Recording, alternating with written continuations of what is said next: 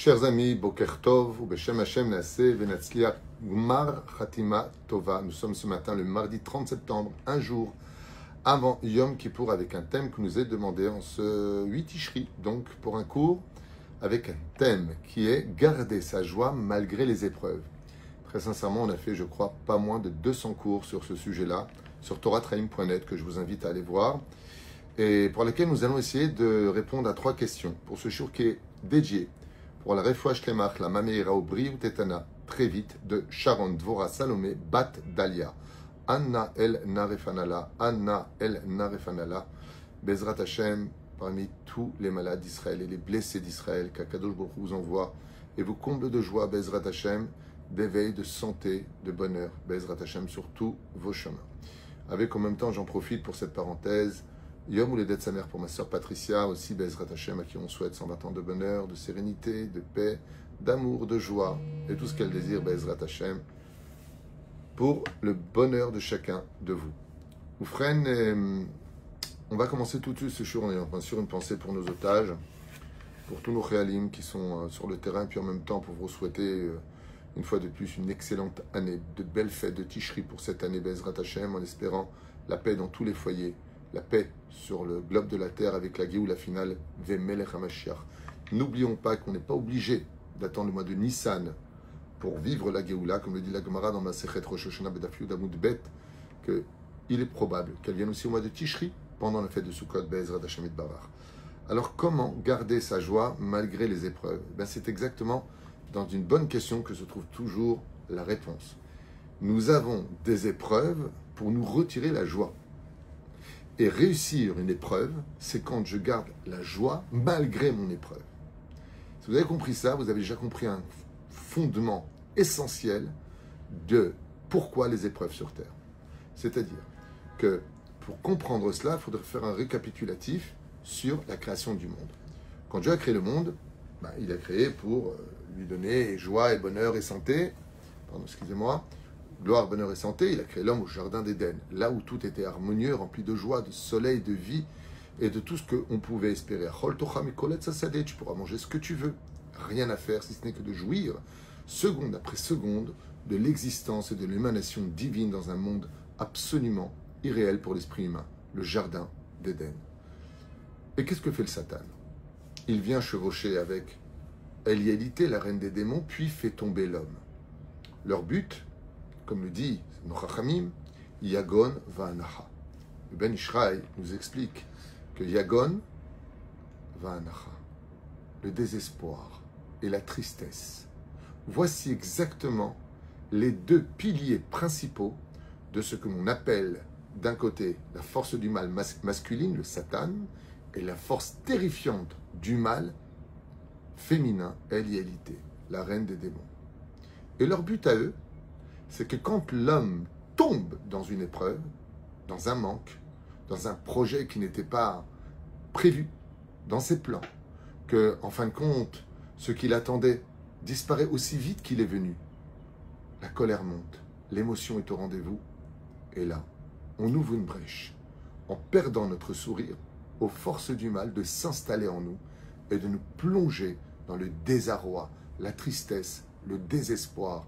On n'en peut plus. On est perdu, on est à bout, on en a ras-le-bol.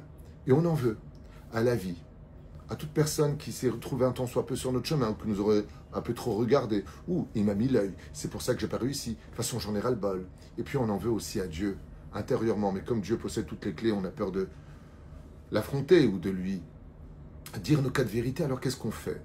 Alors on va se mettre en colère parce qu'on a besoin d'extérioriser comme un volcan sous pression. Et puis une fois qu'on l'a fait, on dit Gamzo Letova. Ah, bon, c'est pas grave, c'est pour le bien. Kapara, vous connaissez cette phrase, Kapara. Dès qu'on a quelque chose, Kapara. Mais on ne comprend pas. Et c'est là qu'est tout le problème de notre vie. C'est que, comme je l'ai dit dans beaucoup de shiurim, il serait peut-être temps de le graver dans notre esprit. L'épreuve de par elle-même n'est jamais l'épreuve. Jamais.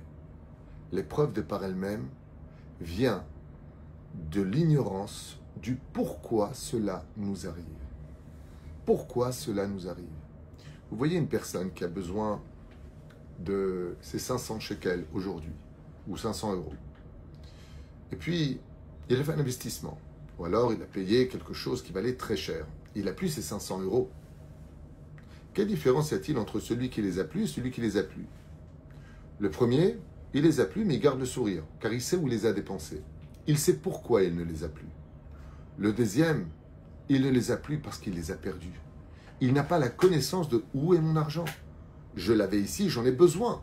Donc cette panique du manque pour l'avenir et cette totale situation de l'ignorance de où est cet argent va le faire souffrir. Et dans les deux cas de figure, les deux n'ont plus d'argent. Seulement il y en a un qui sait où il est, l'autre qui sait malheureusement pas où il est.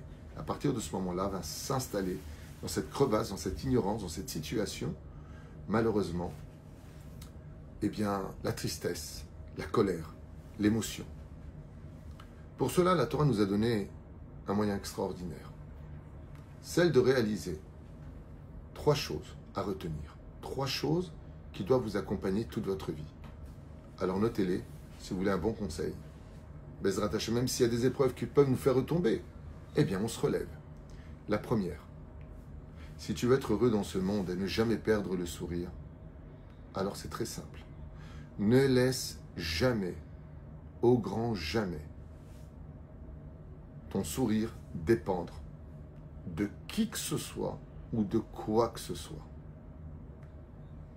Ni si tu as gagné, ni si tu as perdu, ni si tu as eu, ni si tu n'as pas eu, que ton mari ou que ta femme t'ait dit je t'aime, qu'il t'a pas dit je t'aime, je te veux, je ne te veux pas, que ça s'annule, que ça ne s'annule pas, que ce contrat est signé ou pas signé, que ta voiture soit à droite ou pas à gauche, que. Ne laisse rien dépendre. Parce qu'à partir du moment où je laisse mes sentiments dépendre de quelqu'un d'autre, automatiquement la vie est faite de haut et de bas. Donc je me confronterai des fois à des situations où j'ai la santé et des fois où je n'ai plus la santé. Et si je perds en vue ou de vue que mon bonheur et mon sourire ne peuvent pas être dépendants ni d'une personne, ni de l'argent, ni de la santé, ni d'un bonjour, ni d'un regard ou d'une intention, alors je vais être très déçu parce que ce monde est empreint de menteurs, d'arnaqueurs, de gens des fois aussi sans cœur. C'est très difficile d'essayer de rentrer dans l'eau et de ressortir sec. C'est impossible. Mais il y a une façon. Il y a une façon de ressortir sec. C'est que rien pour moi ne peut m'atteindre. Ça veut dire quoi? Pas par orgueil, mais tout simplement parce que le sourire est un trésor qui m'appartient à moi, et qui est enfin devenu indépendant. Pour le rendre indépendant, ce que vient nous apprendre la Torah, c'est mitzvah gedola liot besimcha. C'est une joie, c'est une mitzvah d'être en joie. Je vous donne un exemple. Quelqu'un, chas v'shalom, a une mauvaise nouvelle. Est-ce qu'il ne va pas mettre cette filine pour autant? Il va juste les mettre tristes. Il va accompagner l'émotion dans une mitzvah dans laquelle lui, il ne veut pas la rater. D'accord? Mais ce n'est pas parce qu'il a une mauvaise nouvelle qu'il va arrêter de manger cachère. Ce n'est pas parce qu'il a une mauvaise nouvelle qu'il ne va pas faire Shabbat. Ce n'est pas parce qu'il a une mauvaise nouvelle qu'il va oublier qu'il est marié. Ainsi donc, on a des obligations dans la vie. Alors si tu as une mauvaise nouvelle, au moins gagne une chose. Que cette mauvaise nouvelle ne peut pas te prendre. C'est ta joie et ton sourire. La deuxième chose à retenir, c'est que Dieu nous a donné le médicament joker. La Emouna, la fameuse Emouna. Comme le dit le Talmud dans Masechet Ta'anit, à la page 21, Moudalef, Gamzo Letova. Tout ce que fait Dieu, je sais que plus tard, ça aura des répercussions positives pour moi. Cela me rappelle l'histoire de cette personne qui m'a raconté, il faut que je vous raconte Rav Tuitou, comme quoi que la vie est une école et on peut partager des expériences aussi riches que celles de nos livres. Vous vous rendez compte, j'ai failli me fâcher fortement avec mon mari. Et je lui ai dit, ah bon, pourquoi? Parce que mon mari a son travail juste à côté, il n'a pas besoin de la voiture. Nous n'avons qu'une voiture. Et moi, par contre, j'avais un rendez-vous très, très important à la banque. Mon mari, il savait, on se fait même organiser le soir et tout ça. Je sors le matin à 9h pour arriver juste à l'heure en voiture. Et la voiture n'est pas là. J'essaie de joindre mon mari et il ne me répond pas. Le seul qui a la clé, c'est mon mari. Moi et mon mari. J'arrive pas à le joindre. Alors, j'étais rempli de colère. Il sait que j'ai besoin de la voiture. Il est juste à côté de son travail. Je ne sais même pas où il est maintenant. Il ne me répond pas. Il a pris la voiture alors qu'on avait convenu que je la prenais. Et donc, j'ai dû prendre un taxi pour arriver à l'heure. À 11h, j'appelle mon mari. Et il me dit, chérie, je te rappelle, je suis avec un client. Et il raccroche. Et mes nerfs montent encore plus. À midi, il me rappelle. Et je lui dis, tu trouves ça normal ce que tu as fait? Tu te rends compte, après tout ce qu'on a vu hier soir, tu m'as dit que je pouvais prendre la voiture. Je viens ce matin. Et la voiture n'était pas là. Et cette femme me dit, vous ne pouvez pas savoir combien vos cours sont des cours de vérité.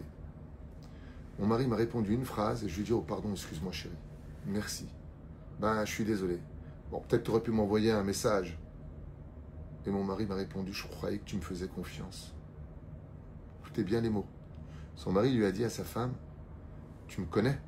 Hier soir, on a parlé. Est-ce qu'une seule fois, je t'ai fait du mal? Est-ce qu'une fois, je t'ai doublé, fait quelque chose? Ce matin, en sortant à 8 heures pour aller au travail, j'ai regardé la voiture et le pneu droite était crevé. J'ai pensé à toi. J'ai pensé à toi parce que je me suis dit, mince, il va falloir que, malheureusement, tu prennes la voiture.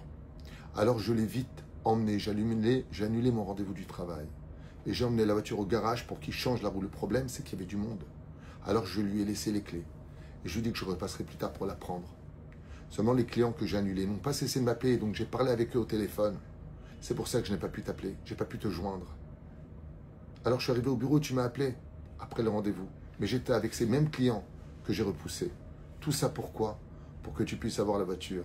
Pour cet après-midi où je te rappelle que tu avais des rendez-vous très importants aussi au sein de cette journée. Alors ma femme a répondu. Donc elle me dit, je lui ai dit, pourquoi tu ne m'as pas envoyé un message pour me prévenir? Et son mari lui a dit, j'ai commis l'erreur de penser que tu me faisais confiance. Et là, sa femme lui a dit, je te demande pardon. C'est vrai que t'es bon, jamais tu m'aurais fait ça. Il lui a dit, t'as commis une erreur de t'énerver et de ne pas m'avoir fait confiance. C'est exactement ce que nous dit Dieu. Je lui ai dit toute la journée à cette femme. Dieu, des fois, nous prend des choses parce qu'on ne voit pas. Mais le pneu était crevé. Mais ici, il y avait un problème. Alors, il va nous retirer cette chose. Et si tu as confiance en Dieu, si tu sais que Dieu est bon Dieu, qu'il est bon, qu'il ne veut pas ton mal, mais qu'il est obligé d'agir. Quand tu fais des choses qui ne sont pas correctes, il faut bien la réparer. Donc oui, tu vas avoir des absences de choses que tu n'avais pas prévues. Et c'est ce qui nous énerve le plus. Quand pour nous, on fait un programme et que ce programme se retrouve déprogrammé et que ce n'est pas du tout ce qu'on attendait, ce côté surprise ou effet de surprise nous dérange.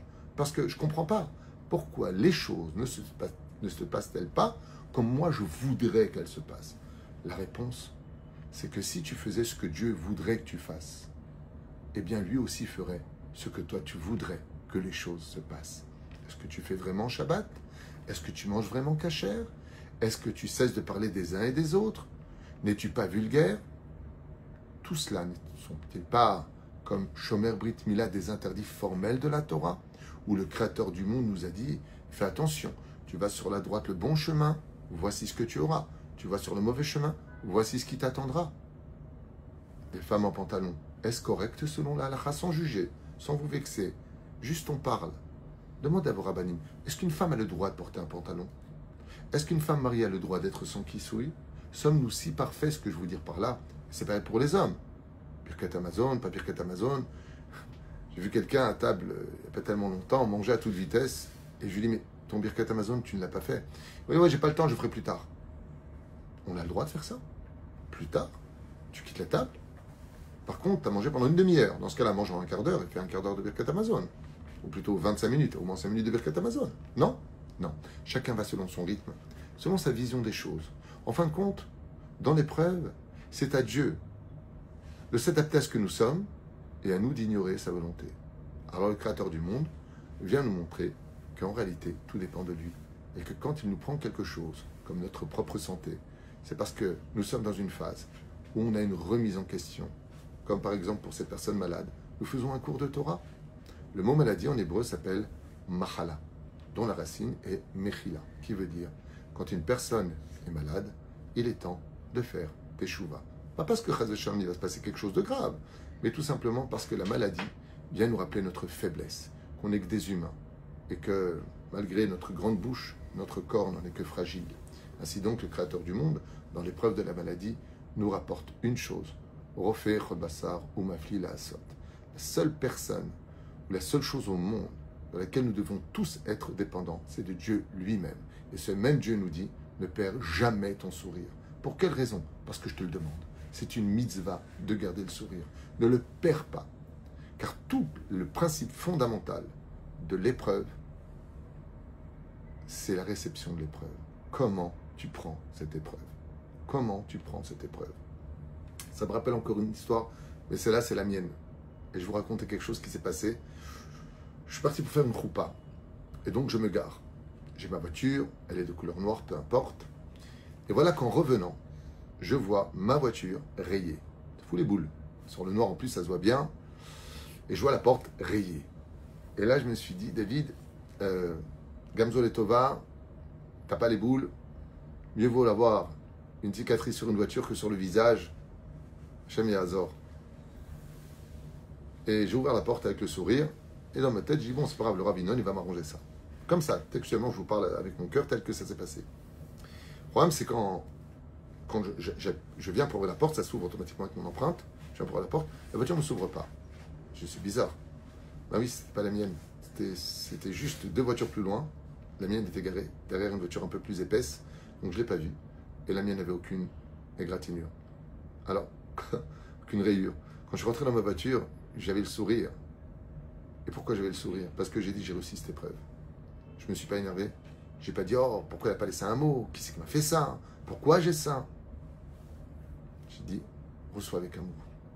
Alors j'étais heureux, parce que j'ai réussi cette épreuve. J'ai gardé le sourire. À un moment où ça nous fâche quand même, ça coûte cher de réparer un petit peu. Et puis tellement de choses à dire. Pourquoi ça m'arrive? Qu'est-ce que j'ai fait? Je vais faire une roupa, les gens sont contents, lave-toi et tout. Pourquoi? Parce que j'ai fait de mal. Et puis même si tu m'as rayé la voiture, toi, mets-moi un mot. Sois droit et honnête. Pourquoi faire tellement de calculs? Cette rayure, c'est peut-être quelqu'un qui l'a fait il y a plusieurs jours. Peut-être qu'il s'est mal garé, cette personne qui s'est égarée là. Pourquoi rentrer dans tellement de détails? La réponse est simple. Je me suis rappelé que j'avais une mitzvah, celle de garder le sourire, alors je ne l'ai pas perdu.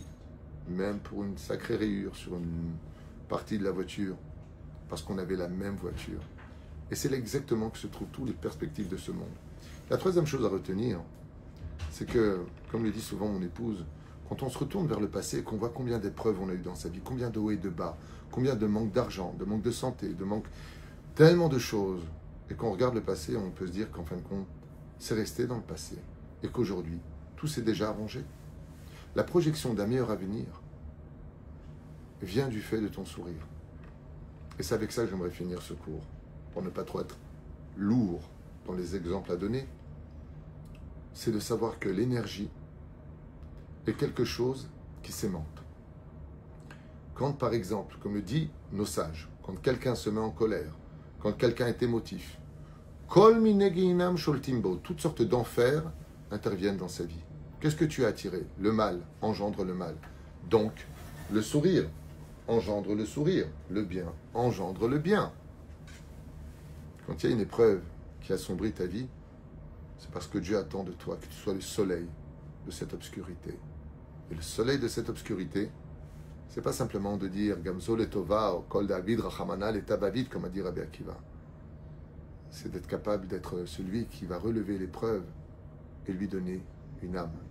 En disant, top, eh bien, si le mariage est annulé, c'est que c'était pas pour moi. Dieu m'a évité un divorce. De toute façon, je suis pas en solde. Et que si Dieu m'a pris ce qu'il m'a pris, c'est peut-être qu'il a vu que je méritais mieux. C'est comme ça qu'on surmonte des épreuves. Quand on a été malade, comme moi à l'époque où j'ai eu le Covid à un haut degré, et que, Baruch Hashem, j'en ai guéri, Toda Lael, je t'abbar chez mon lahad. Et merci à tous ceux qui ont prié pour moi d'ailleurs. Eh bien, j'ai commencé à vraiment apprécier la vie. Et j'ai dit à ma femme d'ailleurs une phrase. Je lui ai dit, tu vois, chaque moment de libre que je voudrais avoir, ce sera pour passer avec ma famille. Parce qu'en fin de compte, le temps passe très vite. Et on aura des occasions de vivre des souvenirs magnifiques. Mais il a fallu que je passe par cette hospitalisation, avoir craché du sang, pour réaliser qu'on aurait mieux fait de sourire plus souvent et être proche de sa famille, pour leur dire combien on les aime et combien la vie est précieuse, chaque jour, chaque heure, chaque minute.